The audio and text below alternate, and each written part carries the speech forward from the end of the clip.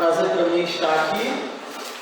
Agradeço ao pastor Maicon e à igreja pela confiança. É um grande privilégio ter a oportunidade de falar da palavra de Deus para os irmãos. Meu nome é Mateus, sou pastor, um dos pastores, agora, graças a Deus, da Igreja Bíblica de Morada Nova. Também temos ali o pastor Felipe, que está aqui. E próximo ano, permitindo do Senhor, teremos também o pastor Micael, que está chegando para se juntar à nossa igreja.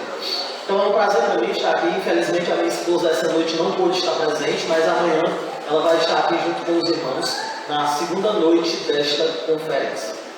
Então o trabalho lá tem ido bem, e eu não vou falar muito do trabalho lá, mas se você quiser saber como vem acontecendo, como Deus tem nos abençoado, você pode perguntar depois, eu vou ter todo o prazer de conversar com você após esse momento.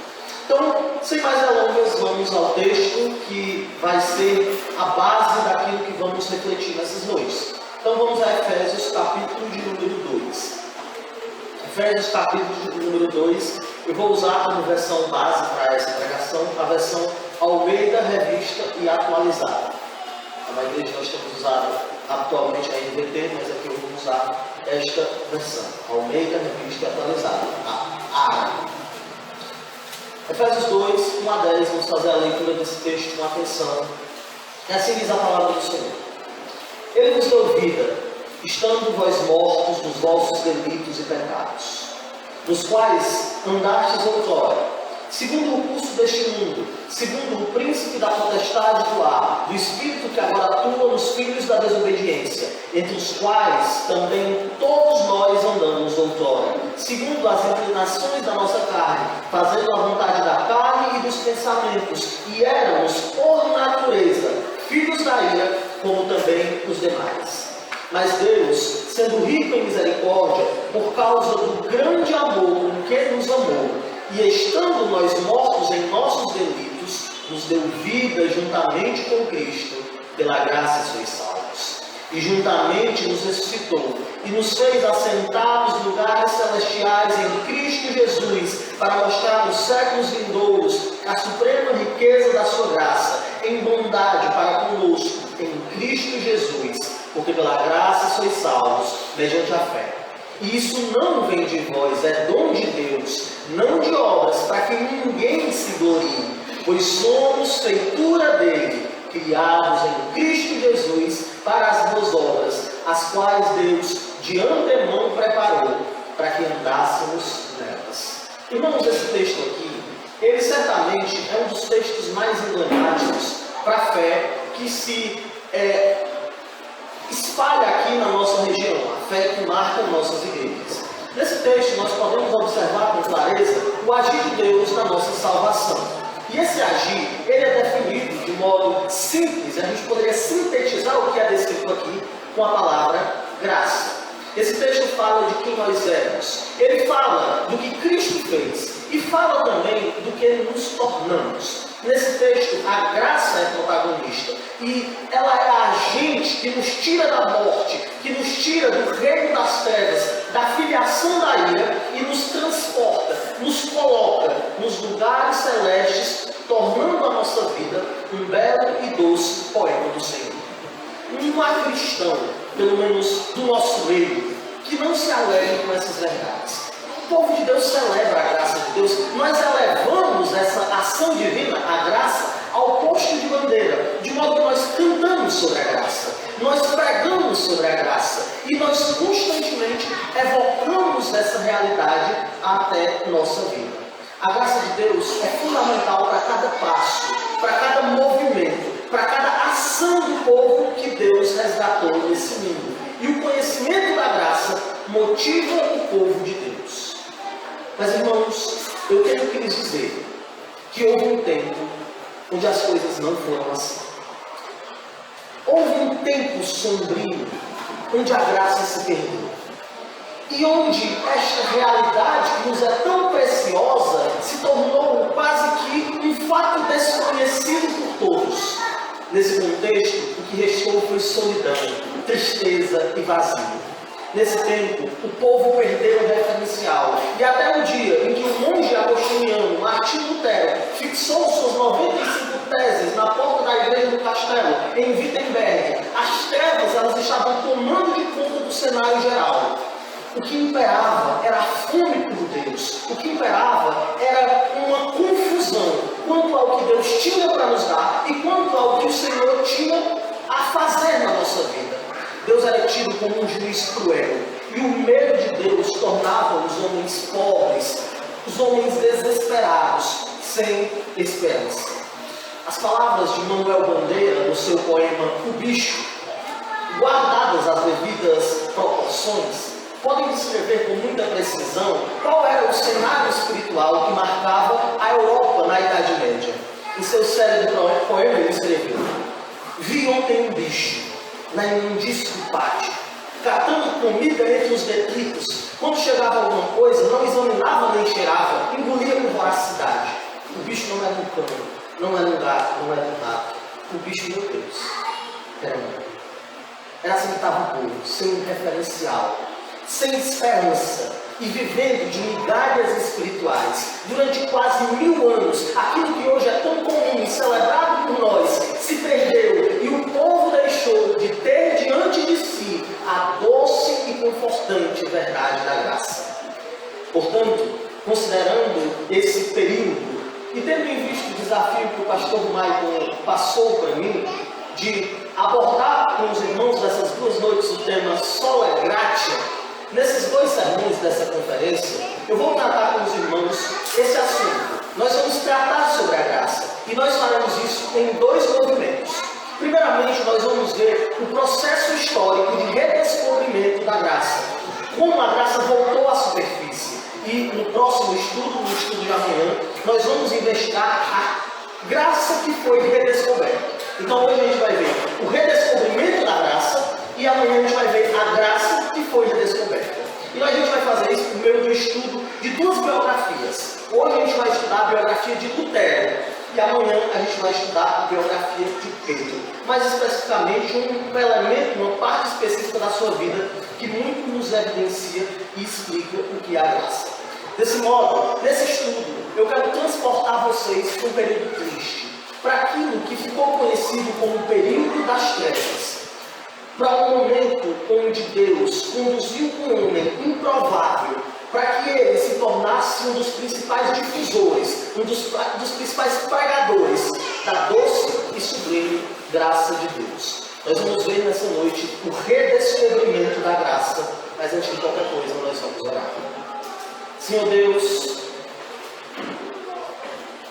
talvez algum aqui, talvez algum de nós ainda esteja vivendo essa era de trevas.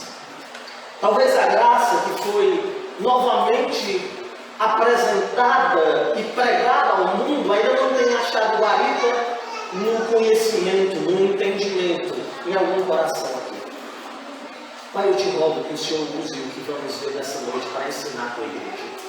Que venhamos valorizar tua graça, não como uma realidade meramente conceitual, que faz parte do arcabouço teológico da nossa igreja, mas que venhamos olhar para a tua graça como algo essencial, como parte daquilo que o povo de Deus se propôs em várias ocasiões a morrer por, e que nós hoje não podemos deixar de viver por. Abençoe o teu povo, Pai.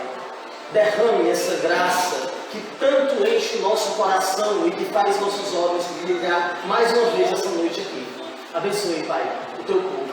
Esse é o nosso povo, essa é a nossa petição, em nome de Cristo. Amém. Vamos até Tito, capítulo de número 2, e leiamos os versículos 11 a 14. Tito 2, 11 a 14.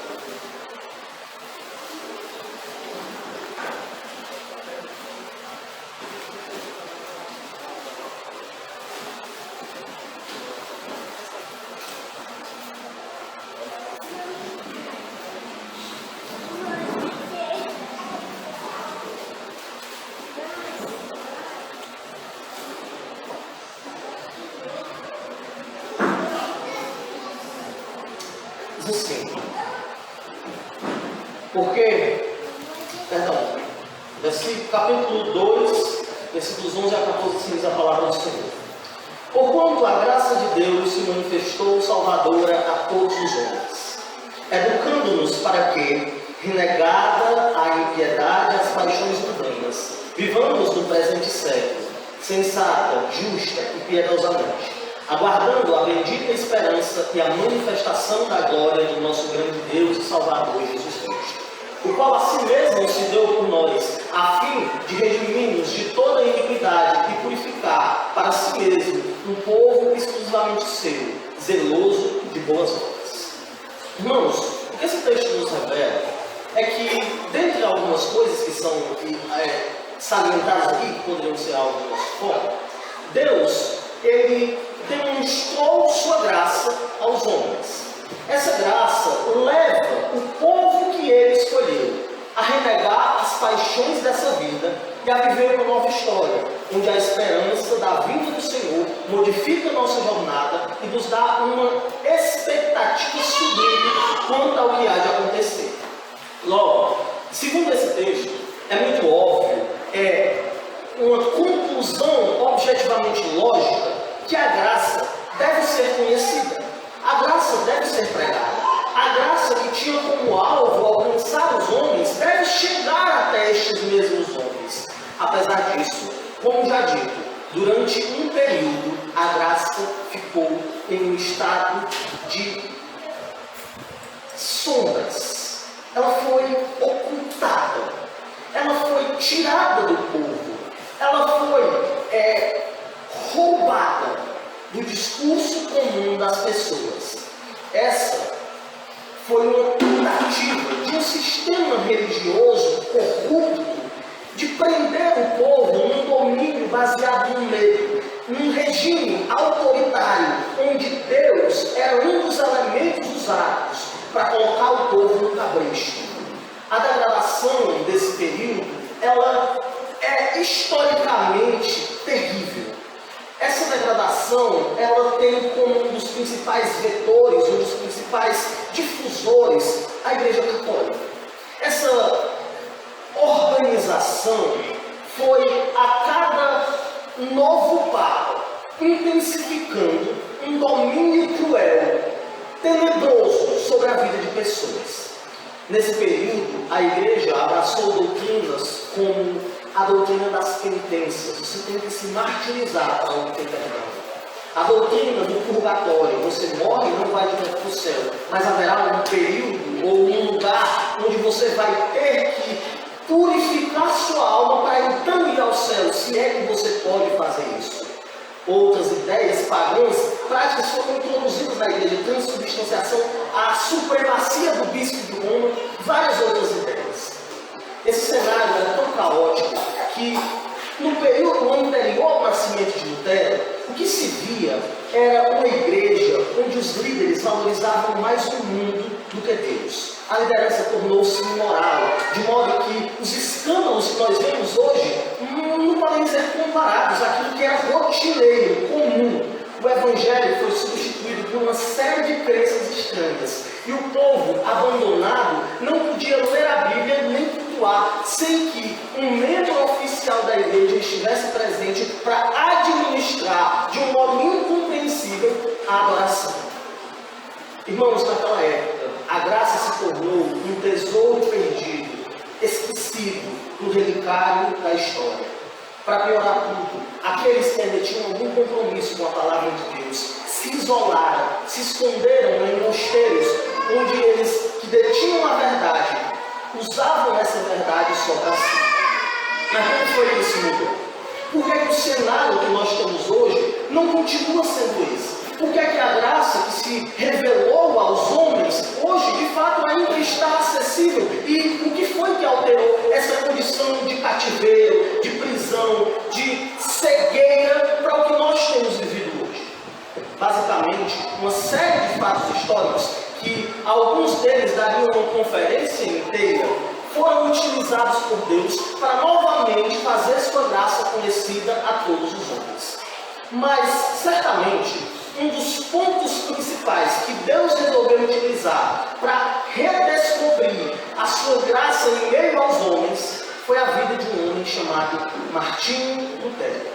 Portanto, nesse estudo, focando apenas em um dos vários fatores, eu repito, que culminaram no que ficou conhecido posteriormente como a Reforma Protestante, nós veremos, por meio da vida de Lutero, como Deus fez com que a graça, que foi manifesta entre os homens, fosse novamente redescoberta depois de quase 1000 anos de trevas. E essa história, ela começa mais precisamente no dia 10 de novembro de 1483, na cidade de Eisleben, na Alemanha. Ali nasceu um bebê, filho de Hans Luber e Margaret Linder. Esse bebê, 2 dias após o seu nascimento, foi batizado segundo a tradição católica e recebeu o nome de Martinho Lutero. O pai de Lutero era um homem pobre, era um simples camponês. E ele, ao ver a situação apertar, escolheu para si uma profissão que, naquela época, poderia render-lhe uma fortuna ou tirar-lhe a vida. Ele resolveu se tornar minerador. Naquela época, ser minerador podia fazer um pobre rapidamente se tornar rico, ou rapidamente ir para o túmulo. O pai de Lutero escolheu uma profissão lucrativa, mas que podia a qualquer momento acabar com a sua vida. Por causa da baixa condição financeira da família, a infância de Lutero foi pobre, e muitas vezes ele teve que pedir esmolas para sobreviver. Contudo, o maior sofrimento do jovem Lutero, daquela criança, não foi a fome, e sim o medo. A mãe de Lutero era uma católica fervorosa e ela tinha um grande problema, a superstição. Você sabe o que é superstição? Eu lá no Preá, não sei que é a minha terra natal, não sei se vocês têm isso aqui, mas se virasse a chinela de cabeça para baixo, a mãe da pessoa morria. Dependendo da época, se pisasse na linha, quebrava as costas. Tudo era a cor da mãe. Então, existem muitas superstições. Eu tenho que estar com uma blusa amarela, porque se eu tiver, o meu time do coração vai ganhar. Isso é superstição. E ela, essa mulher, a mãe de Lutero, ela era dominada por essas coisas. E ela não somente guardava isso para si, mas ela compartilhava com os seus filhos. E ela então prendeu Lutero e o influenciou a ter medo de tudo.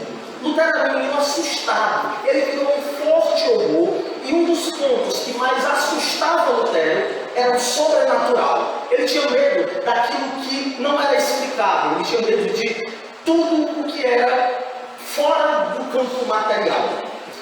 E a vida dele era uma vida atribulada. E tudo o que acontecia na vida dele, se ele ia brincar com os amigos e perdia na brincadeira, ele atribuía isso a demônios. Ele atribuía isso à ação do diabo. Mas tinha alguém que Lutero temia muito mais do que os diabos, muito mais do que o demônio. Ele temia alguém muito mais do que qualquer principado e potestade. E esse que era o alvo do seu temor, que era o alvo da sua grande apreensão diária, era o próprio Deus. Deus, ele fazia Lutero tremer. Ele fazia Lutero tremer de medo. Vou pegar um pouquinho. Deus fazia Lutero ficar assim. Então, irmãos, naquela época, a visão que se tinha é que Deus era como se fosse um juiz irado, um leão pronto para devorar. As pessoas achavam que a qualquer deslize, Deus estava ali, pronto para destruir, pronto para matar. A espada da ira de Deus parecia estar apontada para todos os homens, e eles não conseguiam enxergar a graça do Senhor. A justiça de Deus era um motivo de terror para Lutero. As crianças de hoje têm medo de lobisomem, ou pelo menos na minha época tinha, bicho-papão, de fantasmas. Lutero tremia ao ouvir a frase: Deus é justo. A mãe de Lutero, vendo o medo do seu filho e desconhecendo a verdade de Deus, ensinou um hábito para ele: meu filho, você está com medo? Reze, reze, reze com todo o seu coração. Naquela época, devido a essa conjuntura geral, se tinha uma visão tão elevada de Deus e tão aterradora que as pessoas não tinham coragem de falar com Deus. Então, recorrer aos santos era a única alternativa lógica. Eles diziam assim: se eu falar com o santo, talvez ele fale com Deus e ele me escute, porque eu mesmo não vou falar com Deus. Foi essa mentalidade que a mãe de Lutero incutiu na sua mente. A cegueira espiritual dominava aquele lar. Irmãos, talvez hoje, aqui, exista alguém que enfrenta esse cenário. Alguém que vive movido por superstições. alguém que não tem coragem de se aproximar com Deus, alguém que talvez ache que precisa de um mediador. E muitas vezes é fácil a gente condenar esse aspecto da mediação de santos, mas algumas pessoas entendem que o mediador não é um pastor, um líder espiritual, um guru que vai levar a sua vida até Deus. Erro, tolice. O que marcava a vida de Lutero eram esses pensamentos. Lutero, então, fundamentado nesse alicerce do medo, foi crescendo. Seu pai teve sucesso no trabalho. E a situação melhorou um pouquinho. Assim, ele teve a oportunidade de dar ao seu filho uma educação um pouco melhor para os padrões da época. Aos 5 anos, Lutero entrou na escola e começou a estudar latim. Mas na escola, novamente, o pai dele teve um processo de falência e ele voltou a passar fome. Ele mais uma vez teve que pedir esmolas e seus pais, sendo muito severos, continuavam fazendo daquela criança uma criança muito infeliz. O medo de Deus tornava o seu coração um mar agitado, junto com a dureza de seus pais. Lutero não era uma criança feliz. Aos 12 anos, Lutero viu seu pai novamente crescer financeiramente e lhe colocar numa escola de primeiro mundo. Essa era uma escola de uma irmandade religiosa que ficava numa cidade chamada Magdeburgo. O jovem Lutero, então, crescia destacando-se entre os outros alunos. Ele era um prodígio, ele era muito inteligente. E sua inteligência descomunal fez com que seu pai começasse a nutrir muita expectativa. E logo, aquela criança que era rejeitada, que era abandonada, aquela criança que sofria pela severidade e superstição de uma família incrédula, ela começou a ser o alvo de orgulho da família. Ela começou a ser alvo de muita expectativa. O pai de Lutero começou a ver um futuro brilhante. Ele sonhava alto e desejava que o seu filho se tornasse o governante, o prefeito de toda aquela região. Lutero não parava de estudar e em 1505 ele recebeu o grau de mestre em artes pela Universidade de Erfurt. O seu pai, orgulhoso, fez com que ele começasse a estudar direito na mesma faculdade que ele se formou, e ali nesse período ele já tinha 21 anos. Mas um dia, esse jovem promissor, esse jovem que havia deixado de ser uma criança traumatizada e se tornou um adulto que vivia pelas pressões dos que estavam ao seu entorno, ele se viu em meio a um cenário que alterou toda a sua vida. Um dia, no caminho até sua casa, um dia que ele ia fazer uma visita, Lutero se viu no meio de uma tempestade terrível.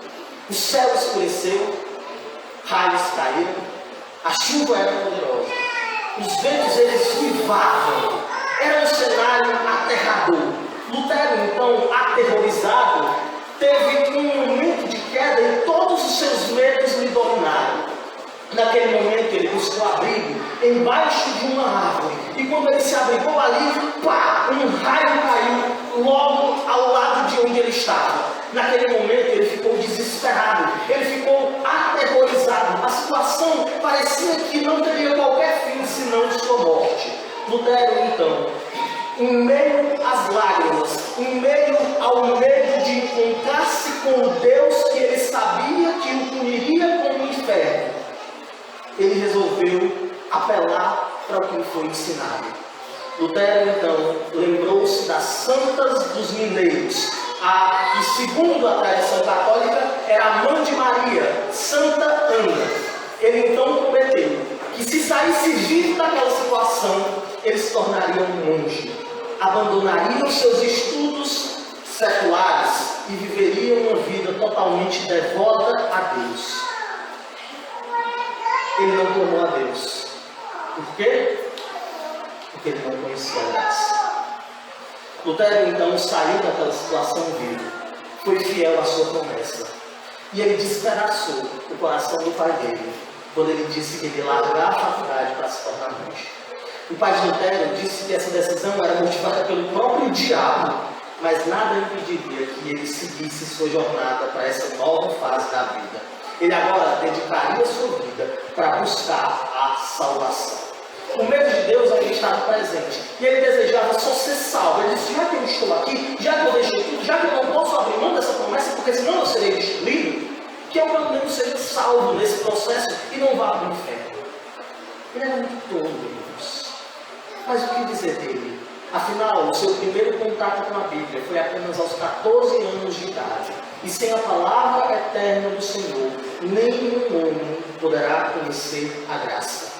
Lutero se tornou um monge dedicado. Na verdade, ele se tornou o mais dedicado de todos os monges. As pessoas elogiavam o esforço dele. E elas não sabiam que o coração dele era como um furacão.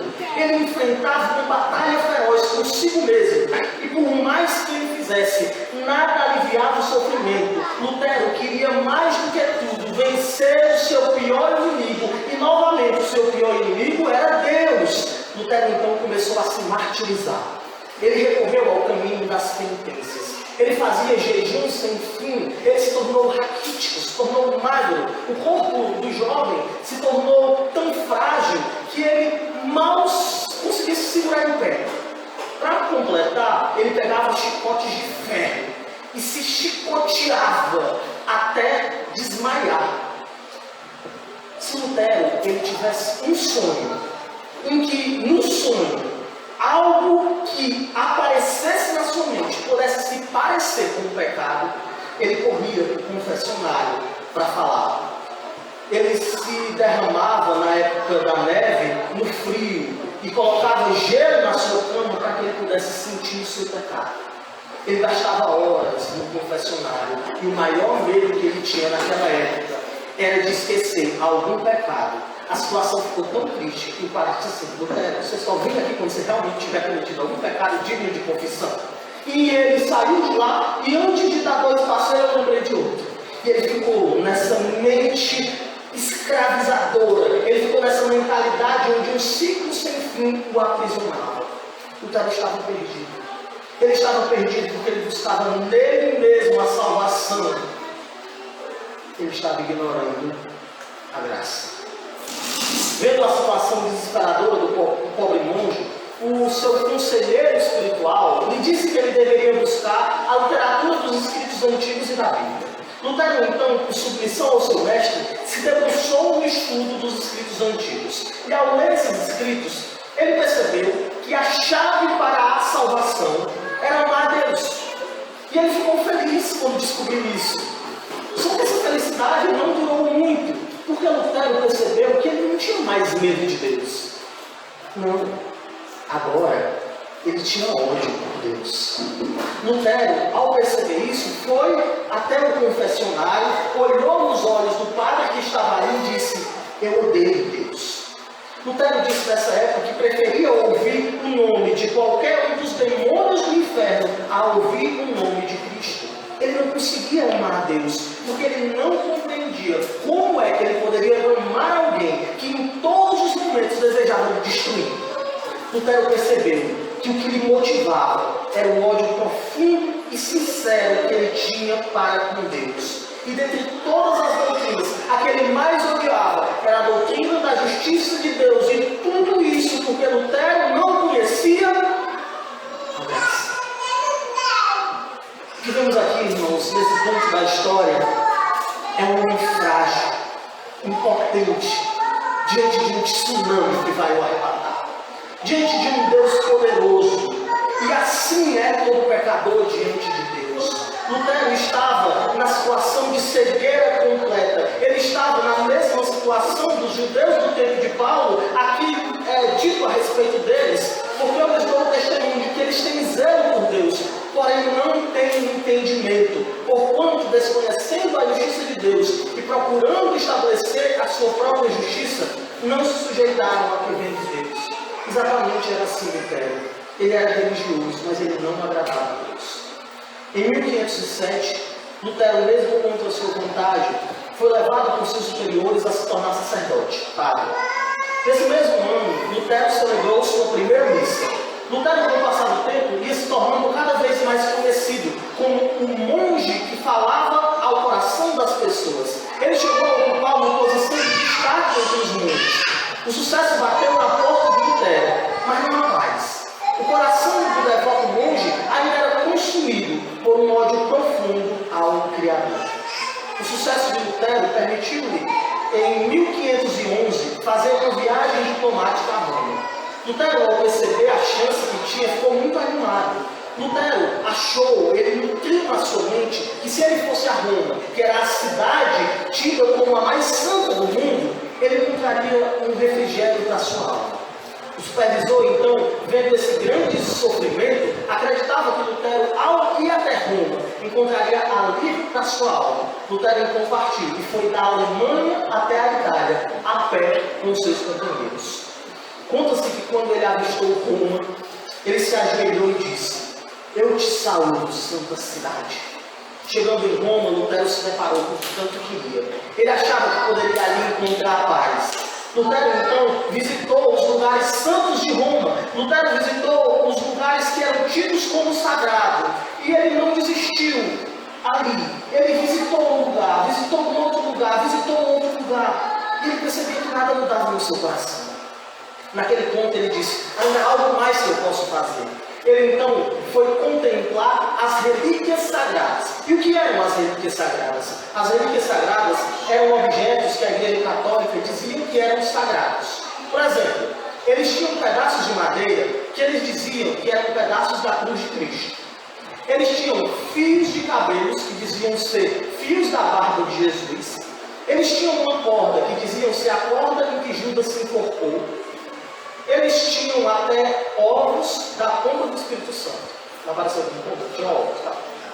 Vocês terem uma ideia, naquela época na Europa tinha 3 cabeças de João Batista.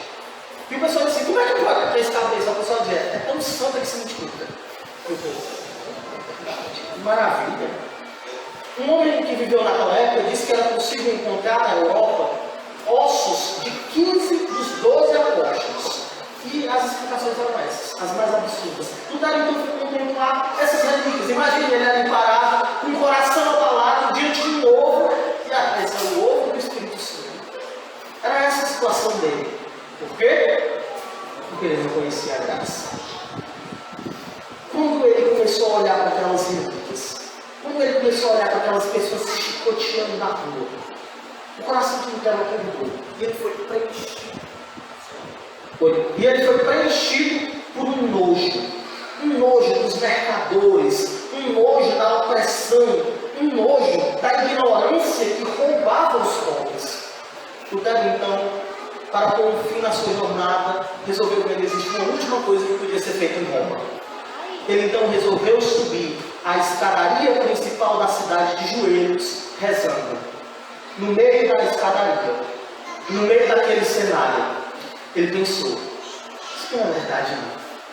Lutero então se levantou. E aquela viagem que devia aproximá-lo de Deus só o tornou mais incrédulo. Lutero então retornou para sua cidade desanimado e triste. Porque para ele agora parecia não haver nenhuma solução. A condenação era o próximo passo. Era só esperar o dia que os olhos dele se fechariam e ele se encontraria com o juiz que ele tanto odiava. Em 1512, Lutero se tornou doutor em teologia. Em 1513, ele começou a dar aulas na Universidade de Wittenberg.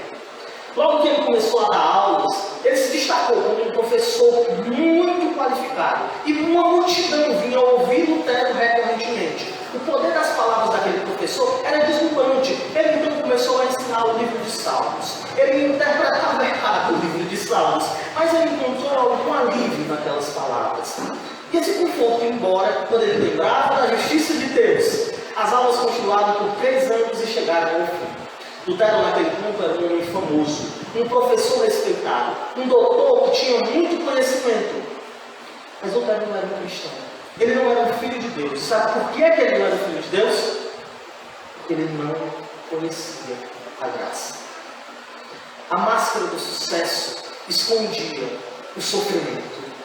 A máscara da aceitação e da popularidade escondia um coração aflito em busca de paz. As lágrimas e o ódio pela justiça de Deus eram disfarçados no grande conhecimento que demonstrava. Ele vivia num castelo de mentiras. Mas, como uma fonte de água no meio de um ensolarado deserto, ou como um copo de água gelada no meio de namorada nova, chegou o ano de 1515. Nesse ano, o pobre professor continuava a trabalhar na sua árdua batalha por obter a salvação. Ele começou então a ensinar o livro de Romanos. E nesse livro, logo no primeiro capítulo, um versículo me chamou a atenção. Eu convido vocês a abrirem suas Bíblias lá em Romanos, capítulo 1, para que leiamos juntos o versículo 17. Romanos 1, versículo 17.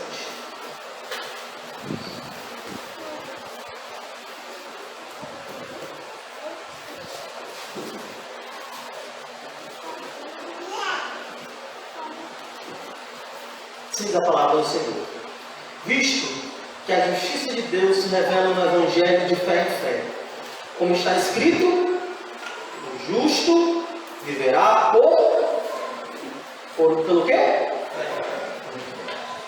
Quando Lutero leu a primeira frase desse versículo, visto que a justiça de Deus se revela no Evangelho, ele ficou irado. Ele disse assim: como se não bastasse os miseráveis pecadores, eternamente perdidos em seu pecado original, serem esmagados por toda espécie de calamidades pela lei dos 10 mandamentos, isto é, sem ter Deus de acrescentar sofrimento sobre eles, vão agora sofrer também pelo Evangelho, ameaçando-os Deus com sua ira. Irmãos, para a gente entender essa indignação, nós já vamos imaginar o cenário teológico que estava por trás disso aqui. Porque na cabeça daquele povo, Deus era um juiz, e Deus de fato era um juiz. E o critério desse juiz para os seus julgamentos é bem simples. Está lá em Provérbios 17,15, que diz assim: o que justifica o perverso e o que condena o justo, abomináveis são para o Senhor, tanto um como o outro.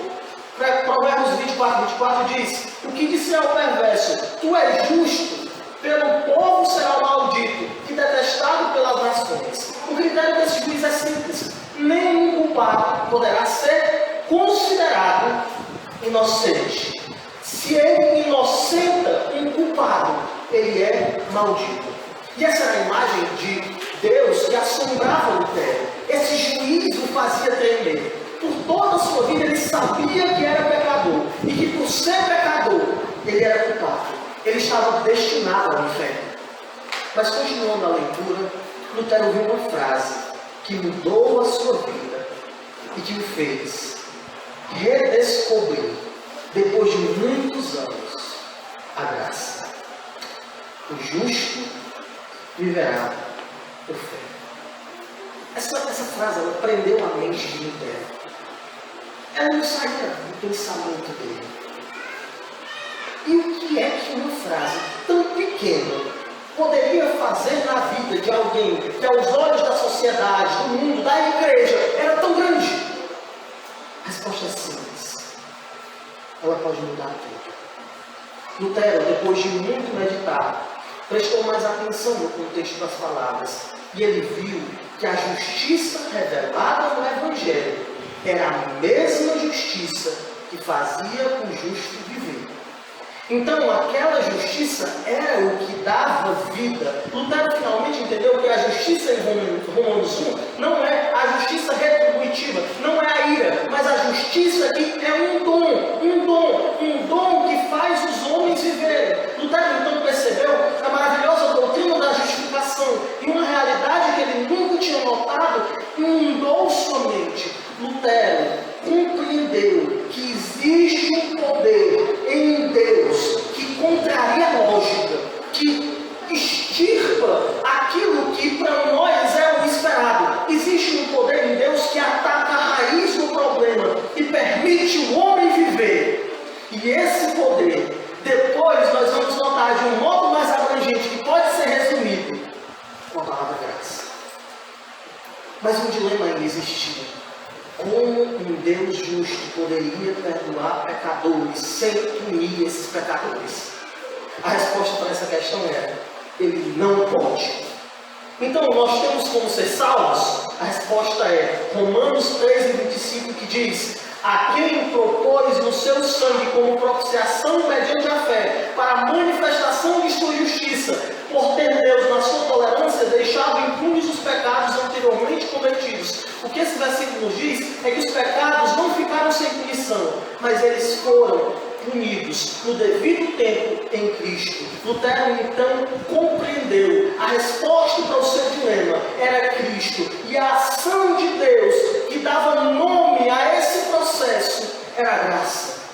justo juiz não pode chamar você de inocente, porque você é culpado, mas o que ele fez foi trocar de lugar com você. Ele deu a você a folha branca, cheia de méritos, perfeita, da sua justiça maravilhosa. Ele pegou sua folha imunda e pagou por ela, por aquela folha cheia de pecados, cheia de mentiras, cheia de pensamentos terríveis. Ele pegou essa folha, colocou sobre si e morreu por ela na cruz, de modo que quando Deus olha para você, ele vê Cristo, e na cruz ele olhou para Cristo e viu você. Toda a ira de Deus foi derramada em Cristo, e é por isso que hoje nós podemos ter paz, e essa ação divina não tem qualquer outra motivação senão a graça. Lutero entendeu isso. Ele compreendeu que esse processo não se baseava no homem, mas ele se dava somente pela graça, ou como dito posteriormente, na síntese dos ensinos dessa época, era sola gratia. Lutero então começou a viver pela fé, e sua fé lhe tornou justo, não pelo que ele fez, mas pelo que Cristo fez, pelo que Cristo fez e pela graça que ele derramou. Deus te humilhou, ele veio e morreu para nos dar o maravilhoso dom da justiça. Lutero, pela primeira vez na sua vida, você sentiu paz, e aquele homem, outrora odioso, iracundo, nervoso, abalado, agora olhava para o Senhor Jesus, e pela primeira vez na sua vida, ele conseguia amar a Deus. Notem, irmãos, nada na vida de Lutero foi ele mesmo. O que vemos aqui até esse ponto da história é um homem debaixo de um agir de Deus que o conduziu até este momento. O agir que transformou o ódio profundo em um amor sincero e a graça. Agora, a doutrina preferida de Lutero era a justiça de Deus. Ele continuou ensinando Romanos até que chegou o ano de 1517. Naquele ano, Lutero ficou extremamente incomodado. Ele agora era um salvo. Ele compreendia a graça. Mas começou a chegar boatos até ele que estava chegando na cidade o famoso John Texel. Esse homem, ele era muito reconhecido por vender o que ficou conhecido posteriormente, e naquela época já era como indulgências. As indulgências são nada mais do que uma espécie de imposto que você paga para libertar alguém do purgatório. A ideia é como se houvesse uma transação comercial em que, quando a moeda cai no fundo do gasofilácio, a alma salta do purgatório. John Texel, ele tinha um ministério tão absurdo que, quando ele chegava na cidade vendendo a libertação do purgatório e não tinham vendas suficientes, ele ia até o cemitério e dormia no cemitério. Quando chegava lá no outro dia, na cidade, ele disse assim: "Mas ontem eu ouvi um grito desesperado, um grito terrível, um grito de uma alma no purgatório. Mas aquele grito estava distante, então não tem como eu saber se era um grito de uma criança, de um jovem, de um adulto ou de um velho, de um homem ou de uma mulher. Mas o que eu sei é que existe hoje uma alma ansiando por sair do purgatório, e cada vez que a moeda bater no fundo do meu recolhedor de dinheiro, a alma saltará do purgatório e irá para os braços do Pai." O povo comentou: "Não, meu Deus." Tem uma história que um dia chegou um homem e disse assim: "Ei, eu posso comprar o perdão, senhor Texel, por um pecado que eu ainda vou cometer?" Ele pode. Mas é caro, né? Esse daí não é prêmio. Depois eu vou comprar. Mas assim, eu quero que o senhor me dê um certificado. Tá? Eu vou pagar caro. Tá? Aí ele vendeu muito caro esse certificado de perdão para o homem, por esse pecado. No outro dia, quando o Texel saiu da cidade, veio um assaltante, roubou todo o dinheiro dele. Ele disse: "Seu maldito, eu condeno você ao inferno." Vamos puxar o certificado disso. Isso aqui já está pago, só se for todos. Então era um negócio terrível que acontecia. E Lutero começou a ficar incomodado com aquilo. Ele começou a ver que aquilo não fazia sentido. Ele começou a pensar sobre aquilo. Isso chegou a tal ponto que no dia 31 de outubro de 1517, O bravo guerreiro, coberto pela justiça da graça de Deus, se levantou. E com o seu martelo, e com os seus 95 argumentos nas mãos, ele abalou o mundo. O homem que odiou a Deus foi o instrumento usado por Deus para fazer sua obra. Nunca foi sobre o terra, sempre foi sobre Deus e sobre a graça. As marteladas que ele deu na porta da igreja do castelo em Wittenberg não seriam possíveis se Cristo não tivesse tomado chicotadas e sido angustiado ao morrer no seu lugar. Sempre foi Cristo, nunca foi o terra, sempre foi a graça. Toda a igreja católica tremeu. Toda a Europa medieval tremeu. E naquele momento, Deus estava novamente manifestando a graça salvadora a todos os homens. E aquele foi o pontapé inicial de uma série de fatos que culminaram nessa graça salvadora chegar até Quixeré. Mas o que é essa graça? O que é exatamente a graça da qual estamos falando? Vimos que ela foi redescoberta. Vimos que ela foi o alvo de labuta, de empenho. Vimos que ela gerou uma transformação. Mas qual é a implicação prática da graça para a minha vida? Como é que esse conceito modifica o meu modo de andar? Qual é a importância desse lema tão conhecido que é o sola gratia? No estudo de amanhã, nós refletiremos sobre a graça. Hoje, vimos a redescoberta da graça. Amanhã, estudaremos a graça que foi redescoberta. Antes de terminar, gostaria de apontar aos irmãos algumas lições que podem ser extraídas do que vimos hoje. Em primeiro lugar, Deus age para que sua graça se manifeste. Não importa quão grandiosas sejam as barreiras. E essa verdade, ela sempre deve ser um combustível para o povo de Deus. Irmãos, não faz sentido a gente imaginar que um homem, fazendo um ato que na época era comum, chegaria a gerar um impacto que pessoas de um outro país ouviriam falar dele como alguém que contribuiu com sua fé. Faz sentido. Era todo um sistema contra ele. Era todo um império. A Igreja Católica não era uma denominação religiosa. Ela era aquela que governava os reis da Europa. Nós estamos falando aqui de aquilo que foi, no ponto da história localizado, o maior domínio religioso que já houve no mundo. Então, conseguiu vencer. Não destruindo aquele sistema, mas tirando do sistema o monopólio do discurso. Lutero, ele, usado por Deus, conseguiu ser efetivo na sua missão. E hoje a gente grita, a gente brada, a gente fala sobre a graça muito por conta daquele momento. Mas como é que isso é possível? Isso é possível porque quando Deus age, as coisas acontecem. E nada pode ser colocado como uma barreira intransponível mediante o agir de Deus. Talvez vocês aqui da igreja de Quixeré tenham enfrentado dificuldades.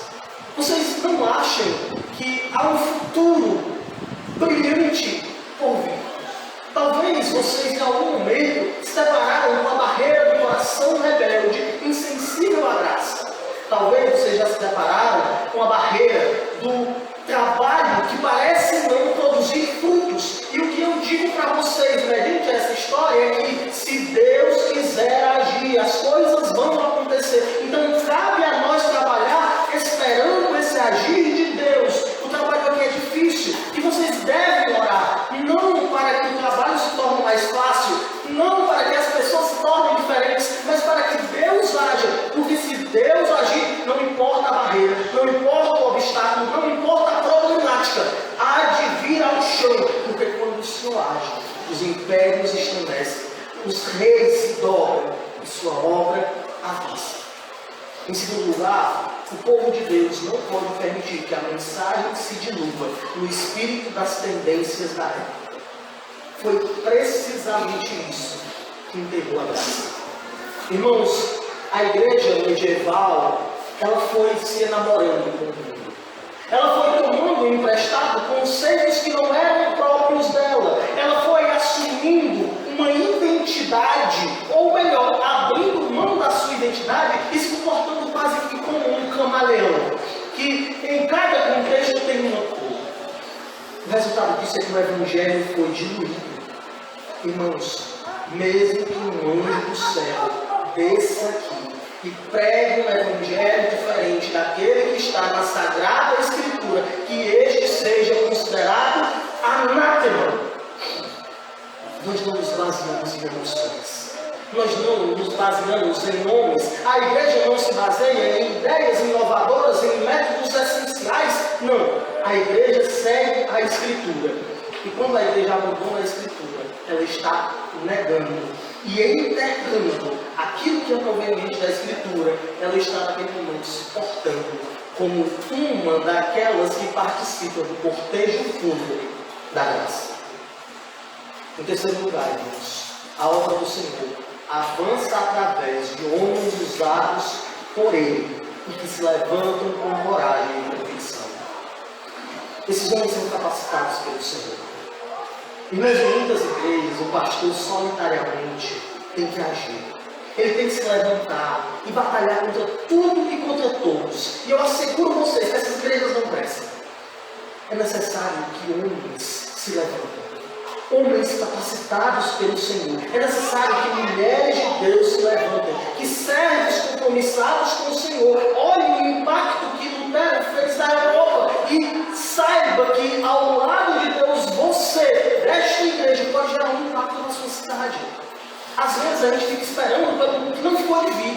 A gente fica esperando por uma intervenção sobrenatural de Deus, por um milagre, por um prodígio, por um sinal, quando o Senhor já lhe deu dois braços, duas pernas e capacidade de falar, de pregar, de revolucionar essa cidade. Irmãos, o povo de Deus, ele não é um povo revolucionário, anarquista, mas ele é um povo que não é indiferente ao mundo e que onde está gera impacto, porque ele é luz.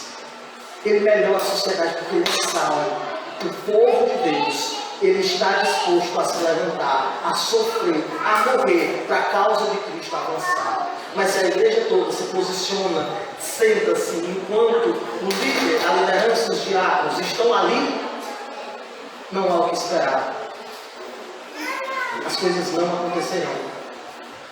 Você, entenda isso, escute isso com atenção. Você tem que se compreender como uma resposta para aquilo que você recebe. Você quer que a cidade seja alcançada?